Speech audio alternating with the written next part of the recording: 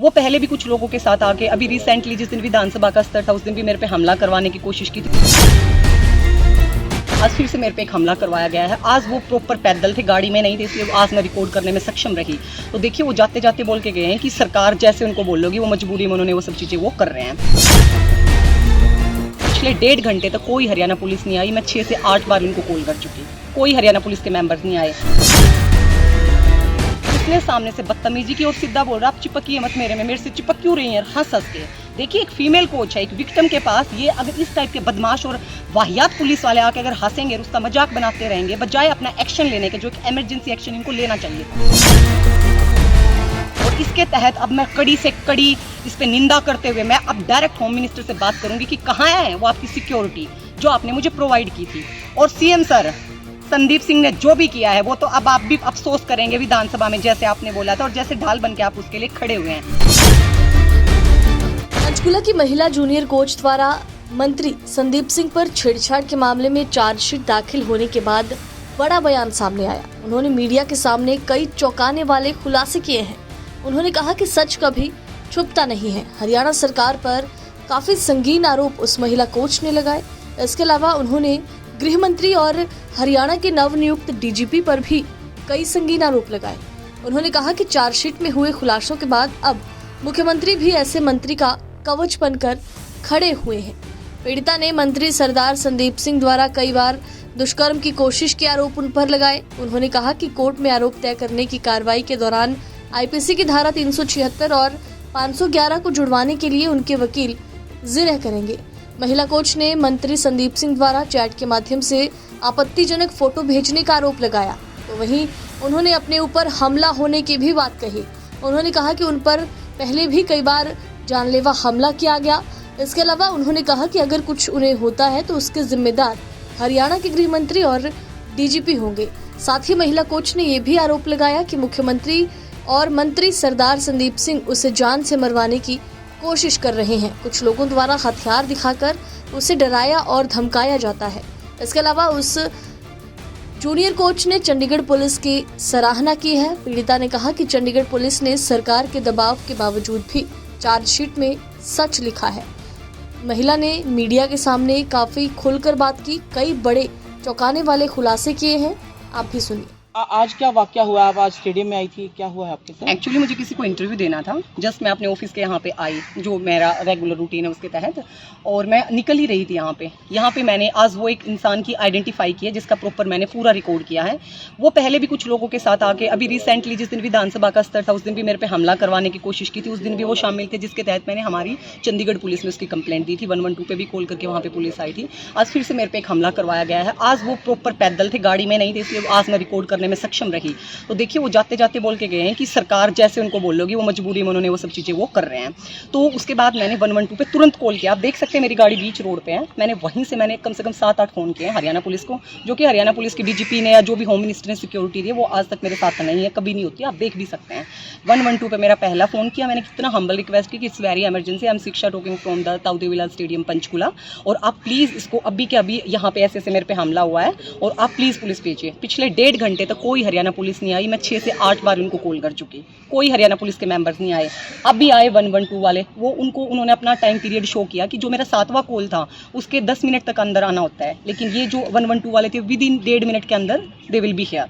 उसके बाद क्या हुआ है कि इन्होंने जो भी बात की कि मैटर क्या है, मैंने इन्हें एक्सप्लेन किया, मैंने वीडियो अपना दिखाया इनको थोड़ा सा, और उसके बाद इन्होंने बोला कि जो भी यहाँ के सेक्टर 21 का जो भी यहाँ स्टेडियम का थाना पड़ता है यहाँ से कोई आएंगे और वो बात करेंगे। ये काफ़ी कम से कम अभी तो आई थिंक आ चुके थे, ये 15-20 मिनट से वेट हो रहा था। और इसमें एक ये बहुत ही वाहियात और एक घटिया बदतमीज़ एक कांस्टेबल ये आया है, जो कि आके बात सुनने से पहले ही मुझे बोल रहा है वीडियो दीजिए, ये दीजिए, आप कैसे बोल सकती हैं, ये है वो है। तो मैंने उनको अपना प्रॉपर डिसेंट वे में अपना जो इशू था वो बताने की कोशिश की। उसने सामने से बदतमीजी की और सीधा बोल रहा आप चिपकिए मत मेरे से चिपक क्यों रही हैं हंस हंस के। देखिए एक फीमेल कोच है, एक विक्टिम के पास, ये अगर इस टाइप के बदमाश और वाहियात पुलिस वाले आके अगर हंसेंगे और उसका मजाक बनाते रहेंगे बजाय अपना एक्शन लेने के, जो एक इमरजेंसी एक्शन इनको लेना चाहिए था, तो ये किया है इन्होंने। और इसके तहत अब मैं कड़ी से कड़ी इस पे निंदा करते हुए मैं अब डायरेक्ट होम मिनिस्टर से बात करूंगी कि कहाँ है वो आपकी सिक्योरिटी जो आपने मुझे प्रोवाइड की थी। और सीएम सर संदीप सिंह ने जो भी किया है वो तो अब आप भी अफसोस करेंगे विधानसभा में, जैसे आपने बोला था और जैसे ढाल बन के आप उसके लिए खड़े हुए हैं।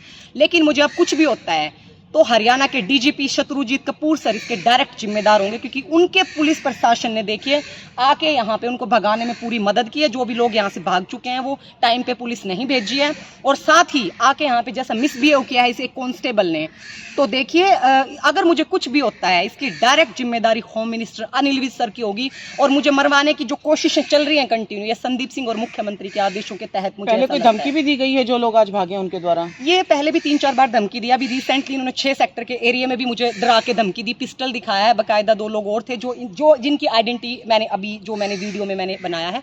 ये आज 4th इंसिडेंट था जब ये यहाँ पे आए हैं। क्या धमकी दी थी ये धमकी देते हैं कि सीएम को टारगेट करना बंद करो और चुपचाप हवा में उड़ना बंद करो अपना, अदरवाइज तुम पछताओगी। ये कुछ एक सेकंड के लिए आते जाते, ये हर टाइम एक्चुअली शायद इस हिसाब से हथियार तो ये रखते ही है साथ में। गॉड नोज ये क्या सिस्टम है। ये अब जहाँ मैंने अभी वेरीफाई कराया है तो मुझे बताया गया है कि वो तो सरकारी है, सीआईडी या किसी सीबीआई किसी डिपार्टमेंट से हैं। तो देखिए मैं नहीं जानती है कौन है और कौन नहीं है। हथियार दिखाते हैं और डायरेक्ट धमकी दे के जाते हैं, और विद इन ऐसा मौका ढूंढते हैं कि कहीं कुछ सेकंड इनको ऐसे लगे कि जब ये मेरे को डायरेक्ट इंटरेक्ट मेरे से कर पाएं। चार्जशीट दाखिल होने के बाद अग्रिम जमानत याचिका मंत्री ने लगाई, आपको लगता है कि गिरफ्तारी की तलवार लटक रही है इस स्थिति में? बिल्कुल लटक रही है। जब सरकार ने, बीजेपी ने सब कुछ लगा लिया, क्या कर पाए? चंडीगढ़ पुलिस है, उससे हरियाणा पुलिस के गुंडों को सीखना चाहिए, जो बदमाश और वाहियात पुलिस वाले हैं वर्दी की आड़ में, कि सीखिए। बीजेपी सरकार ने हर वो संभव कोशिश की है कि चंडीगढ़ पुलिस प्रशासन पे इतना प्रेशर डाला, उसके बाद भी क्या हुआ? पूरी सच्चाई और तय तक चंडीगढ़ पुलिस ने पूरी बीजेपी सरकार पे तमाचा मारते हुए मंत्री के खिलाफ इतनी संगीन धाराओं में मुकदमा दिया है।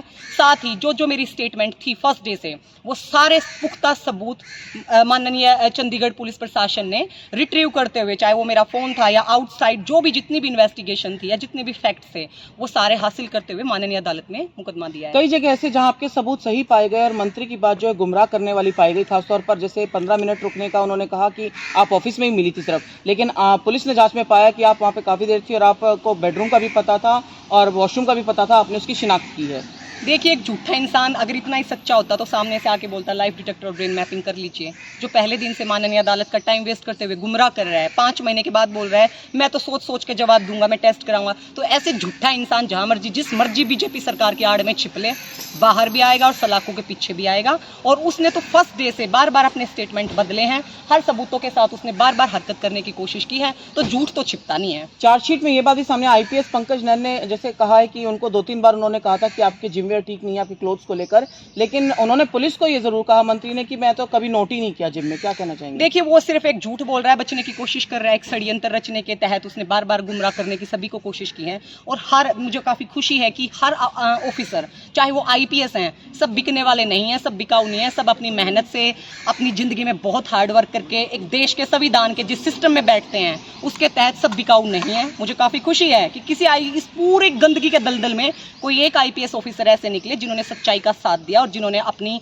वर्दी की और अपनी डिग्निटी की पूरी प्रॉपर भगवान को ध्यान में रखते हुए सच्चाई का साथ दिया। आपके और आपके वकील द्वारा 376 511 जुड़वाने की जो कार्रवाई आगे की जानी है वो किस आधार पे की जानी है, उस बारे में बताएं। देखिए, मंत्री ने जो बार बार मेरे पे रेप अटेम्प्ट किए हैं, ये उसके तहत ये सब कुछ चल रहा है, और उसी के तहत मैं सारी डिटेल्स हैं वो जो है चार्जशीट में और पब्लिक डोमेन में ऑलमोस्ट जा चुकी हैं। तो बार बार उसने मेरे कपड़े फाड़े हैं, जो भी मैंने फैक्ट दिए हैं वो उसके तहत ही वो सब चीजें हैं, और उस पर 376 511 उसी के तहत बनती है। कोई आपत्तिजनक फोटो भी आपको भेजी है उन्होंने कभी चैट? जी हाँ, उन्होंने मुझे काफी कुछ भेजा है, फोटोज वगैरह काफी भेजे हैं जो मैं सारी डिटेल्स में दे चुकी हूँ, वो सब चार्जशीट में रिट्रीव हो चुका है। जी।